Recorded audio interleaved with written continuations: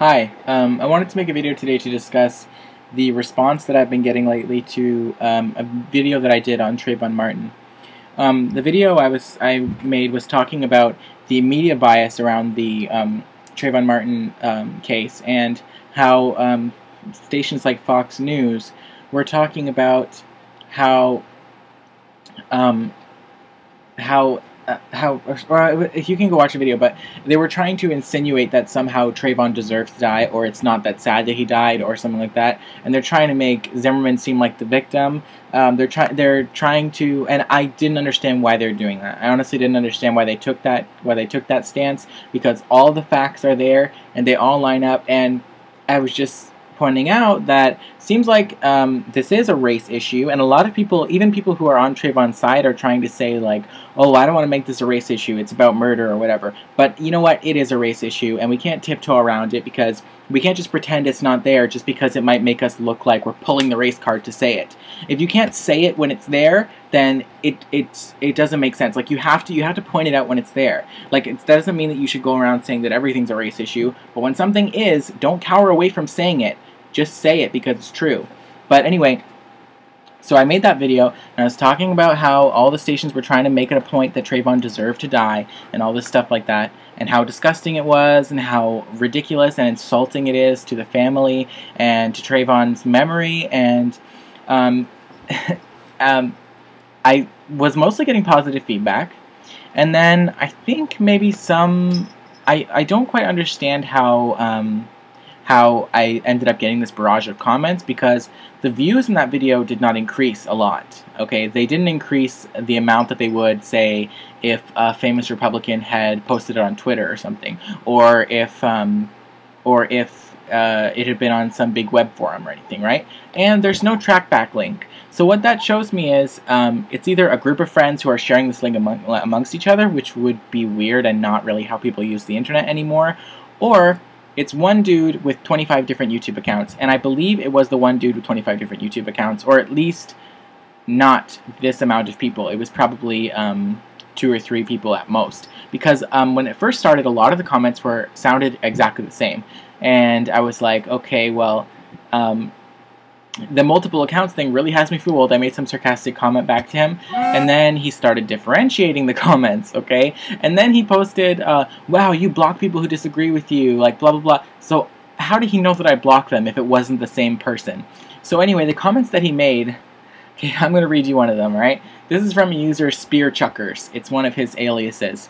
Suck dick in hell, you nigger-loving, brainwashed faggot. I know you love nigger dick in your mouth, but that's no reason to brainwash others into thinking George Zimmerman wasn't a hero.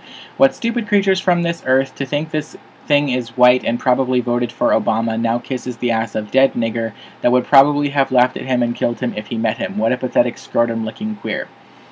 So that's, I mean, it just goes to prove what kind of person this person or these people are who are trying to criminalize Trayvon, who are trying to, who are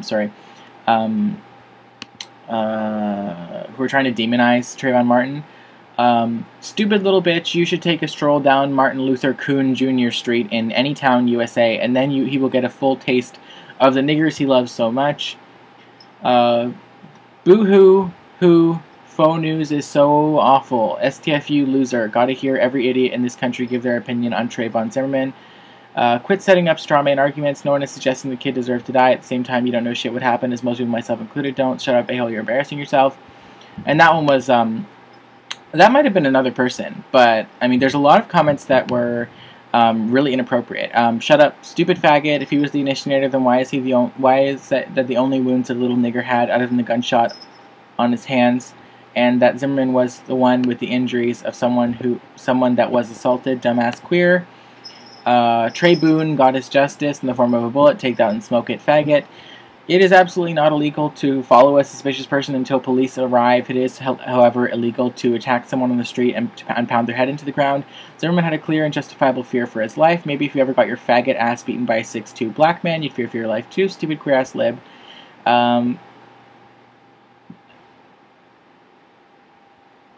Let me see.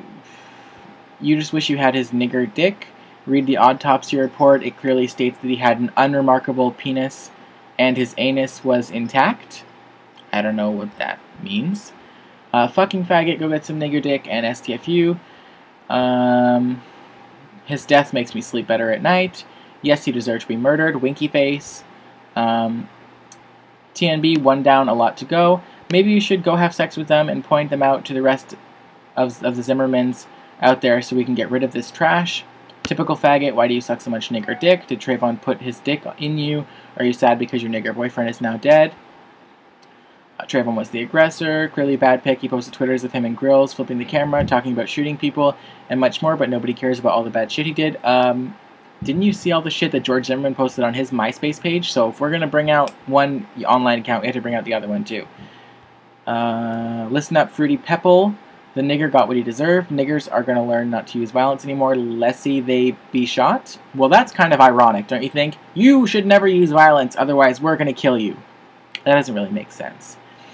Let's have a black man on white man ass fucking party tonight. I'll bring lube and the feral black boys, and you bring that tight booty hole. We can even wear hoodies in honor of Trayvon while we are getting plowed by our Negro bucks. So,